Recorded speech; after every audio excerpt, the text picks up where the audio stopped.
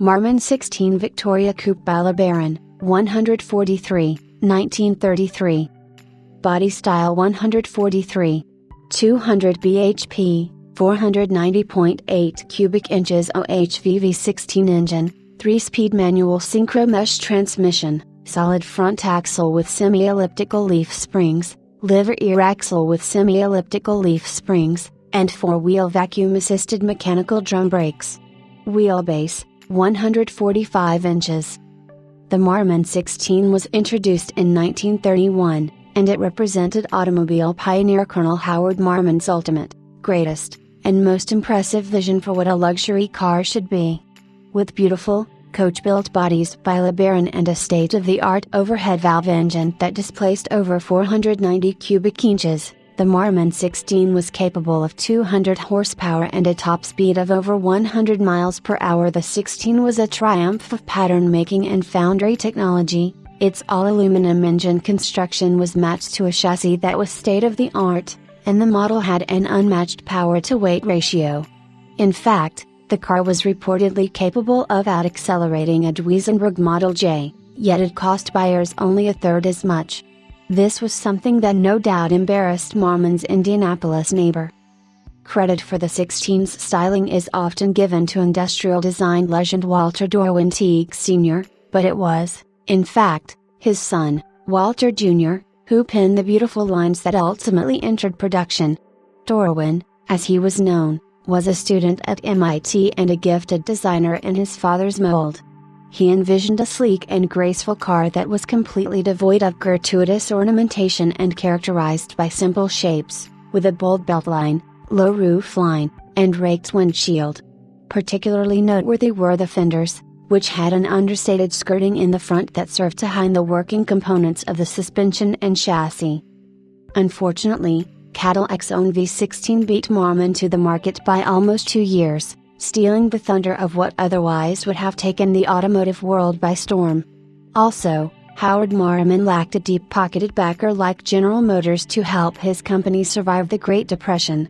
The writing was on the wall, and the end came quietly in 1933, after approximately 370 to 375 16s were produced. The 16 was the final production Marmon automobile, but it was also the car that ensured this great company, the winner of the first Indianapolis 500 in 1911, would be remembered for its exploits on the road as well as the track. The 5-passenger Victoria Coupe offered here is documented by historian Dyke W. Ridgely as having its original engine, chassis, and body. As a 1933 model, it is desirably equipped with vacuum-assisted brakes and driver-adjustable rear shock absorbers. Its ownership history has been traced back to 1968, when, in the ownership of Adolph Kull, of Mattoon, Illinois, it was featured in the March issue of Cars and Parts magazine. By 1972, it had been purchased by early 16 enthusiast, connoisseur, and restorer Oliver Kofod, of Yuma, Colorado, who was one of the foremost authorities on the cars in his time. He owned the Victoria Coupe for 5 years before selling it to Sherwood Kallenberg, a real estate developer and collector from North Hollywood, California.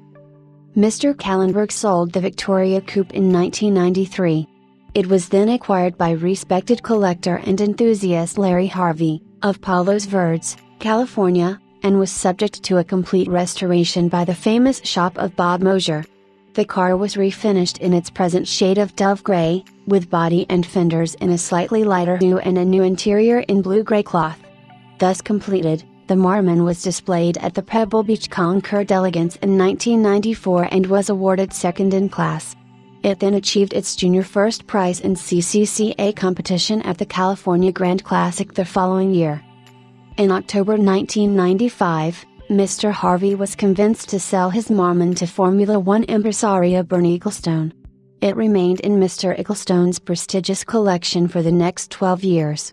When the Victoria Coupe was prepared to be offered for sale, it was road-tested for an article in the November 2007 issue of Classic and Sports Car magazine, marking one of the rare appearances of a 16 in a UK publication. At the dispersal of Mr. Ecclestone's cars, the Marmon was sold to Gordon Wangers and returned to the country of its birth. Fresh upon its arrival back on the West Coast, it was shown at the Dana Point Concord Elegance, where it was awarded Best in Class. It was then brought to Allen Taylor and Company, of Escondido, where the wheels were repainted prior to the car's acquisition in 2010 by its present gentleman enthusiast owner, who recently had the improved Sevens Ridgely heads installed. The Marmon has been consistently well maintained in its current home and has continued an enjoyable show career, scoring 99.25 points and receiving its senior first prize at the CCCA Southern California Region Grand Classic. In December 2012, it made yet another magazine appearance, in Collectible Automobile magazine.